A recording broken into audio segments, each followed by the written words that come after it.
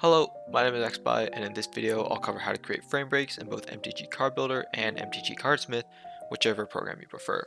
So in order to create a frame break, we will be utilizing the art overlay feature, which will allow us to put certain art on top of the frame.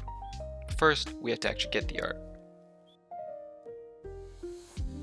So in order to create the frame break, we're going to use this online freehand crop tool to cut out what we want to appear in front of the frame from the rest of the image.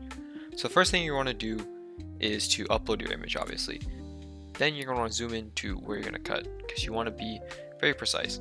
And you're going to use your down scroll to zoom out and your up scroll to zoom in, and depending on where your mouse is, that will be the center of zoom, which is going to be how you're going to move the image around. Because if you try to left click to drag, it's just not going to work. So depending on the card, the part that appears in front of the frame is the only part that we have to cut out. So in this card, right where that hairline is what we want to appear in front of the frame. So on my tool, I'm going to zoom in to right about there and start a little bit beneath it and just start tracing the image around. I'm going to trace the image around and use my zoom mouse to move the image around. It feels a little bit weird at first, but you'll get used to the zoom pretty quickly.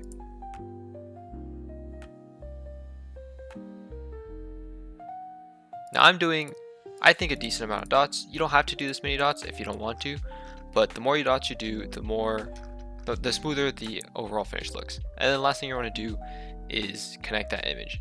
Now don't worry about if this is slanted down here, because that's not going to matter. What matters is that the top part is completely traced out, and then we're going to go down here and press crop.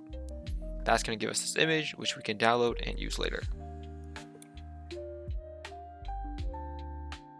So moving back to the editor, we can go back to the art tab, scroll all the way down, and find this art overlay section here. That's where we're going to want to upload the new image that we just created. That's going to give you something that looks a little bit like this. Obviously, that's not where we want it to be, so we're going to use these sliders to move that image in place with the other previous existing image. I like to zoom in and zoom out to double check to make sure that it all fits properly. Yeah, and there you go. That's how to create a frame break. Now, let's say you wanted to do more than just the head on the frame break and you want to include the body or a weapon as well. You do the same thing, except crop everything out as a singular piece so that when you put the art overlay, it'll overlay both the head and the body.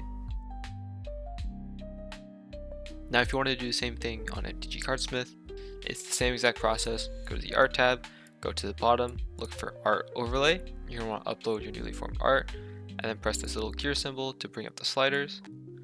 So you can slide it so that it fits nice on top of your image. Might have to mess around with the numbers a little bit just to get it to fit nice and perfectly.